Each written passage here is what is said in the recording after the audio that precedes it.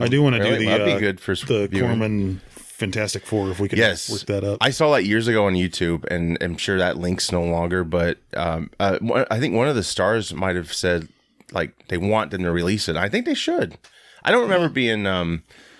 It's not the worst thing you see, but they definitely made it just to keep the rights. It was $1 million budget, and I think all of that went to marketing, which was nothing. You know what's crazy though is that you think like as an individual, $1 million is a lot, right? But when it comes to movies, it's not. Well, yeah. I mean, when you go to movies, it's just like the first Deadpool had a $50 million budget, which is insane. Because you got permits, you got craft services, probably you got actors' fees. Like, it all adds up, and which is why Joker 2 is like enormous because you got bigger stars now, and it's I always worry when they do that though. When they throw a lot more money at the second one, it's just like, is it going to be as good? Because they had to really figure out some things just to make the first one.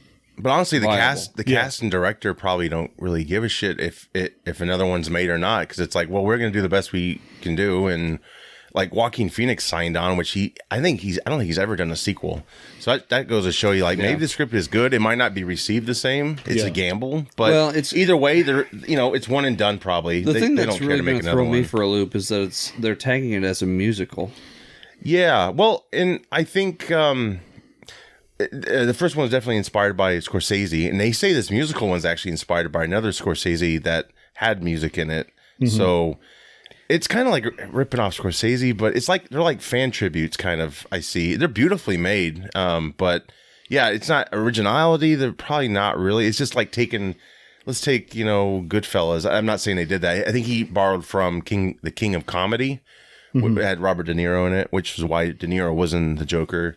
So he like basically just redid the movie, but put Joker in for De Niro's character. Yeah, stuff like that. But with Gaga though, I think I like her music, not all of it, but she has a talent to write good songs. Like Star Is Born, or what was that called? Shallow. A Star Is Born is her big movie with. I thought she did great, but she won the Oscar for that song, Shallow. I think in the Shallows or something. But that was like a remake of a remake. Well, the movie's been redone so many times. But I will say this: so I'm not a huge fan of her music, but as an actress, she is phenomenal. I think she's great. Which is weird to think about because normally there's not that switch. Normally you don't get that. You don't. transition. Yeah. Well, I mean, this is stretching it, but like Tyler Perry, the whole Medea thing. How doing or Hallelujah. That's it. Hallelujah.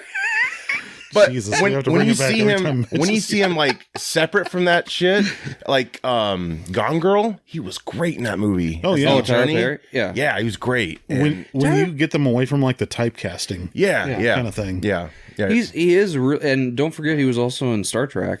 Yeah, and he did good. He did good there. Everything that he's been in is good. It's just that I get it. He made some movies that were funny, and he had a character, and he ran with it. But then he also had this ability, I think, on the other side to actually, because didn't he do like a thriller movie, like kind of a? He did Alex Cross, which was Morgan Freeman's character from Kiss the Girls, which it was not received too well. But it wasn't. I didn't see it. I think his acting was pretty darn good. I'm sure it was. Yeah, like I don't think I've ever seen a bad movie that he's. It's just his writing sucks. But hey, it got him out of poverty. I mean, he wrote these plays. He's done a lot for that community and all that stuff. And I think he's halted. I don't know if you've heard this recently. He's halted like expansion because I think he got caught using like AI because he's throwing all this content out and it's like all AI based, I guess. So I think that's kind of hurt his chances to maybe get the money to back an expansion. I think that's the deal. But that whole AI thing's going to be interesting to see how it plays out. My work, I mean, I'm not going to say where I work, but they're pushing it, and it's some of it. I see it's like all technology. I see the good in it, but I also see a lot of bad, and I think stupidity is going to go even further through the roof than it already is with people. You know? Absolutely. But we're all going to be like the Matrix. So with AI, you have to prompt it, and I know what you're talking about. Oh yeah, I know. It's probably a long ways, but once it adapts, it's like you have to prompt it a lot. Yeah. And the thing is that it's very easy to tell when it's AI versus your own handwriting. Right. So until it's not, then that's scary. That's really scary. It's gonna have to individually learn your little quirks and nuances and stuff, and it's not. Yeah.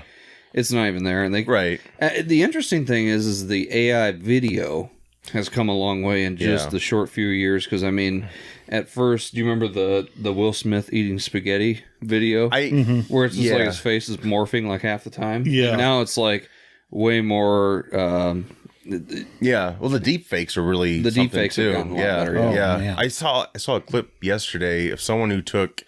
It was trippy, but very flawed. But he took Roger Moore, Sean Connery, Pierce Brosnan, and Daniel Craig. Put them all in the Aston Martin. They're all like running from something, and the dialogue's really screwy and robotic, but it's kind of in a way sounds like them, sort of. Yeah. But it's so trippy. I'll have to share it with you guys. But Roger Moore's driving the car, and it's just freaking trippy as hell. It's like it's kind of like a Bond nightmare in a way. It's really crazy, but